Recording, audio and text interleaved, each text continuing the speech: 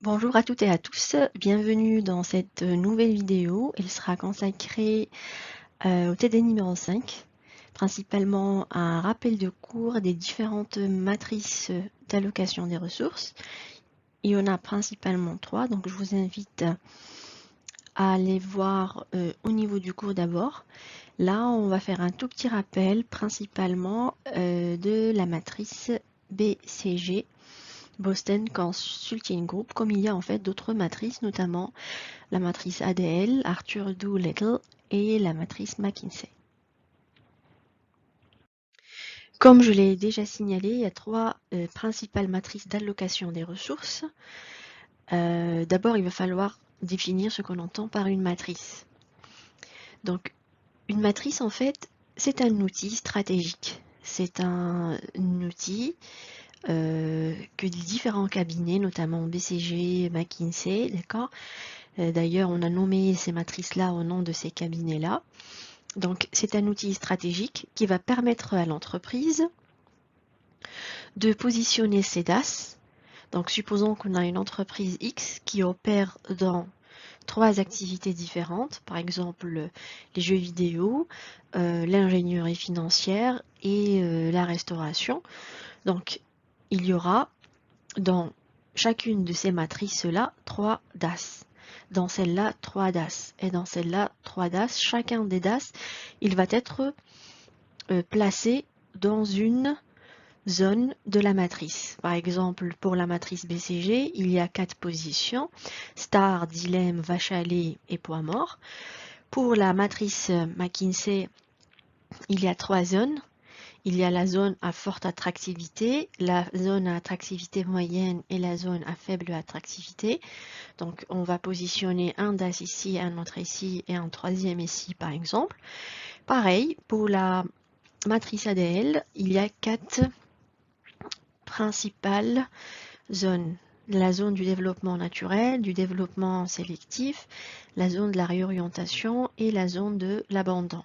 Si notre DAS, par exemple, ingénierie financière, il est positionné ici, donc là, la matrice, il nous oriente vers la décision stratégique d'abandonner ce DAS.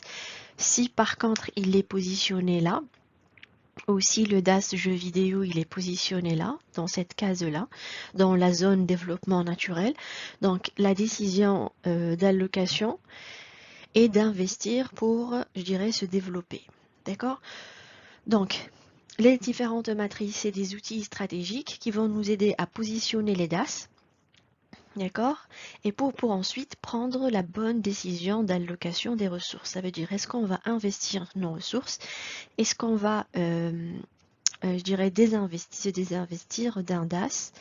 Est-ce qu'on va le revendre? Donc, il nous aide tout simplement à se décider pour le long terme en fonction de la position de notre activité actuellement.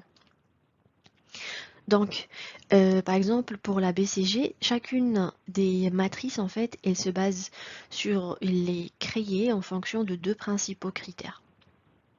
Donc, on a pour la BCG le taux de croissance du marché. C'est le taux d'évolution des ventes dans un marché, de façon générale, qui est équivalent, je dirais, à l'attrait du marché dans la matrice McKinsey. D'accord? Par exemple, ici, on a un taux de croissance élevé, un taux de croissance faible. D'accord?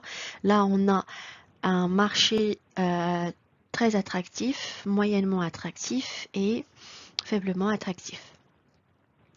L'équivalent dans la matrice ADL, d'accord, c'est le cycle de vie du marché ou bien du secteur. Est-ce qu'il est en démarrage, en croissance, en maturité ou en déclin? Deuxième critère, d'accord, c'est la part de marché relative dans la matrice BCG, d'accord? C'est l'équivalent de la position concurrentielle. Par exemple, la part de marché relative, on peut être des suiveurs comme on peut être des leaders, d'accord? Ce n'est autre que, ce n'est autre que la position concurrentielle dans la matrice McKinsey, qui peut être forte, moyenne ou faible. Et c'est pareil ici. C'est la position concurrentielle qui peut être dominante, forte, favorable, défavorable ou marginale. Au niveau de la première question du TD numéro 5, on vous demande de dessiner la matrice BCG. Alors, on va procéder comment pour dessiner cette matrice? C'est très simple. Donc, la matrice BCG, elle se base sur deux principaux axes. Chacun de ces axes-là, il représente un critère bien déterminé. Le premier axe, donc, il représente le taux de croissance du marché. Ça veut dire quoi, le taux de croissance du marché? C'est le taux d'évolution des ventes dans un marché. Donc, si on souhaite, supposons par exemple que notre marché est composé de trois entreprises. Entreprise A, B et C. Et que chacune de ces entreprises, là, elle réalise un chiffre d'affaires. Chiffre d'affaires 1, bien chiffre d'affaires A, chiffre d'affaires B, chiffre d'affaires C. Donc, si on souhaite calculer le taux de croissance du marché en 2020, d'accord, par rapport à 2019, par exemple, ça va être les ventes totales de les trois entreprises en 2020, moins le total des ventes en 2019, des trois entreprises qui se trouvent sur ce marché-là, bien sûr, sur le total des ventes de 2019 des trois entreprises. Et qu'on va multiplier fois 100. Si on a comme résultat 10%, ça veut dire que les ventes entre 2019 et 2020, ils ont évolué, ils ont augmenté de 10%.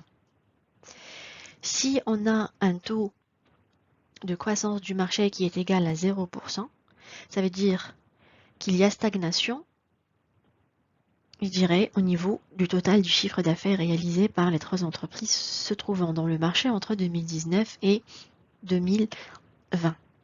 Si on a moins 10% par exemple, ça veut dire tout simplement qu'il y a une baisse des ventes sur ce marché-là, d'accord, entre 2019 et 2020.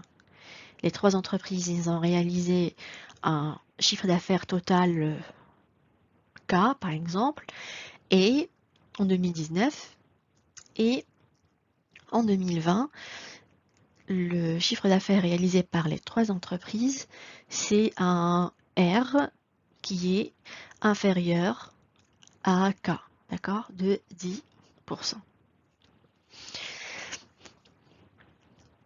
La valeur médiane au moment de la création de la BCG est de 10%.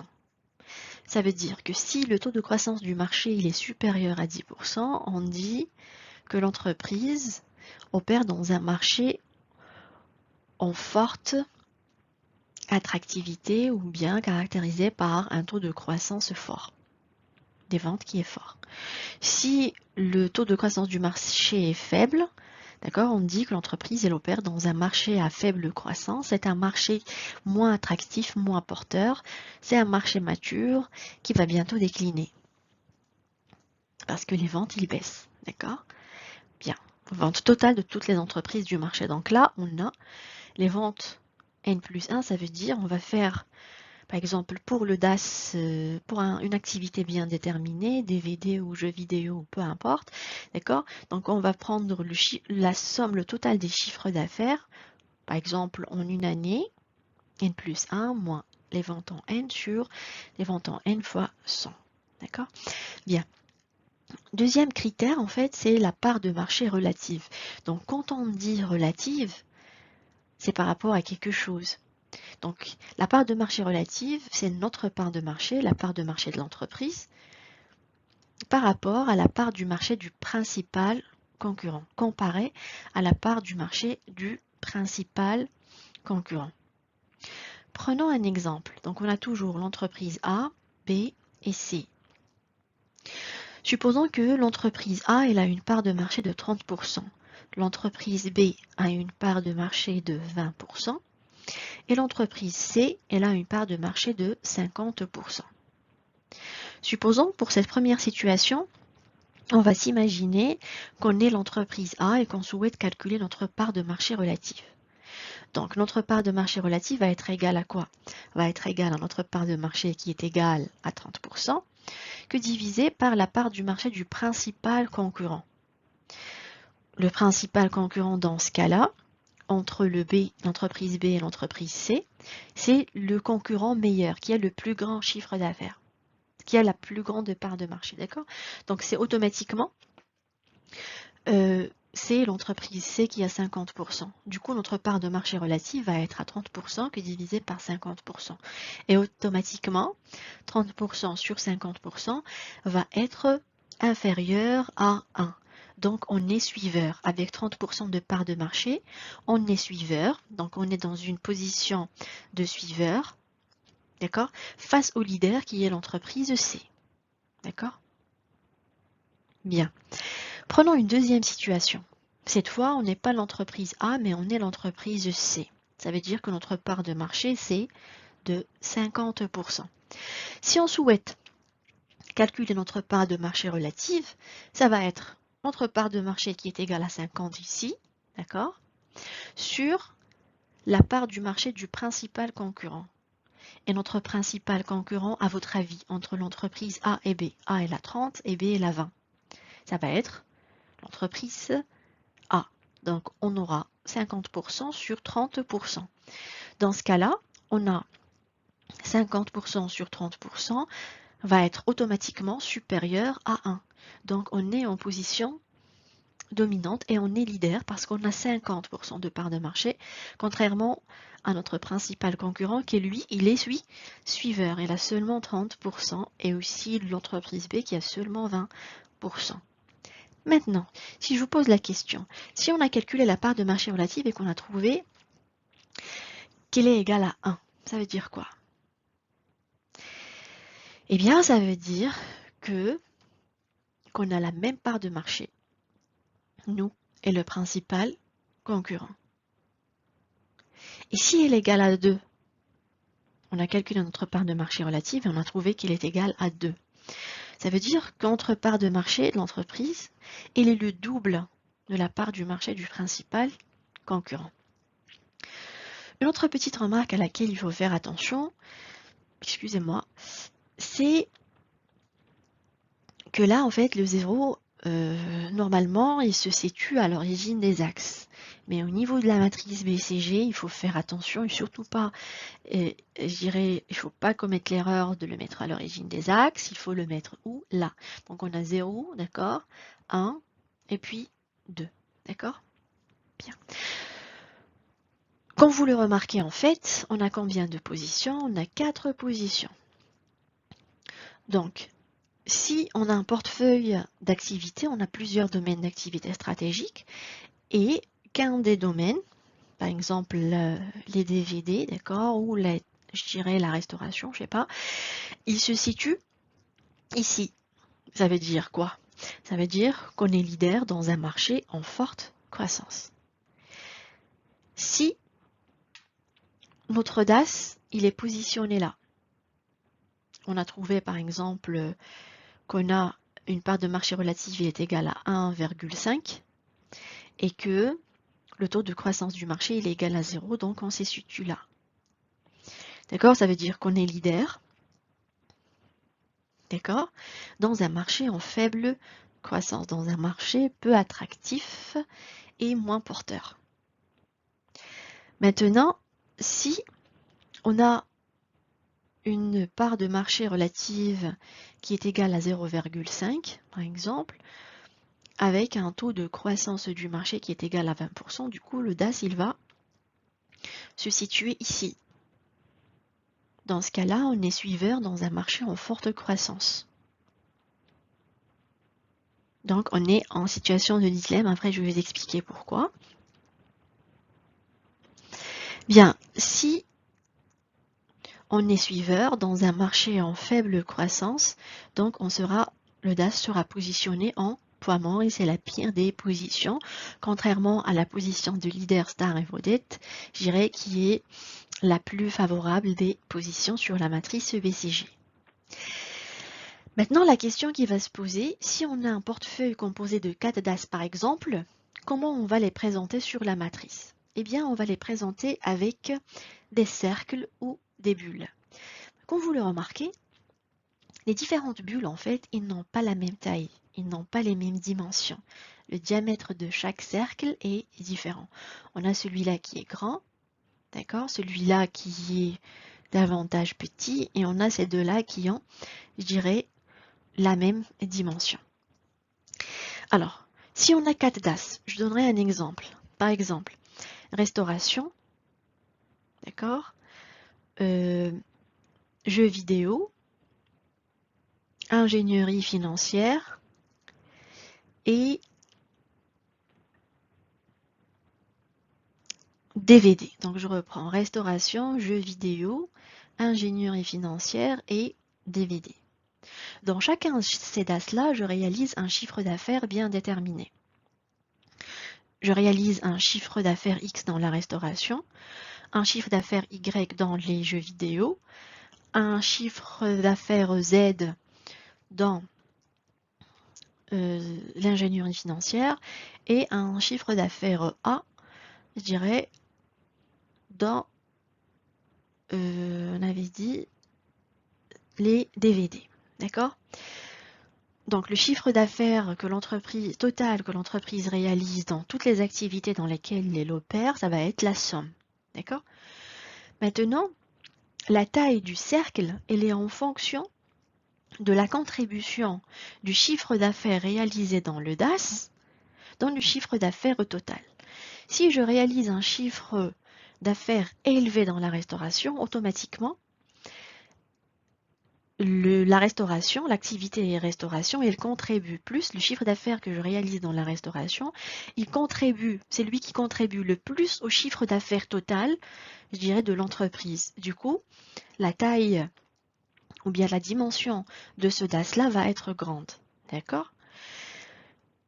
On a vu que ces deux DAS-là, ils ont la même taille. Ça veut dire quoi? Ça veut dire que le chiffre d'affaires que je réalise en ingénierie financière et par exemple, en DVD est le même. D'accord? Il contribue de la même manière, avec le même pourcentage au chiffre d'affaires total de l'entreprise. D'accord? Du coup, la taille du cercle, le diamètre, il est en fonction de la contribution du chiffre d'affaires réalisé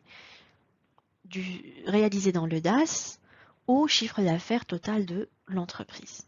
Plus la contribution elle est grande, plus la taille va être grande, plus elle est petite, la taille va être petite également.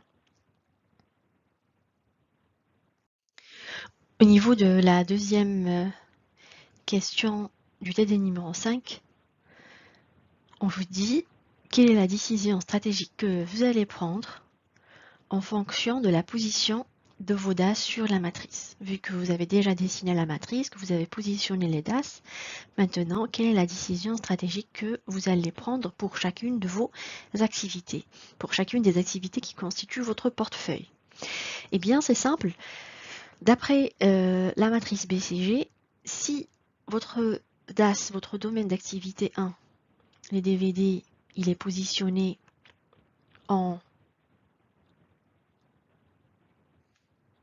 leader, star ou vedette, ça veut dire que vous êtes leader dans un marché en forte croissance, qui est une bonne position. Pour la maintenir, il faut décider d'investir pour garder et conserver cette position dominante. Si votre domaine d'activité il est positionné en vache à lait, dans ce cas-là, une vache à lait en fait c'est quoi? C'est une position dans laquelle l'entreprise est leader dans cette activité, mais le marché dans lequel elle opère, elle est en faible croissance.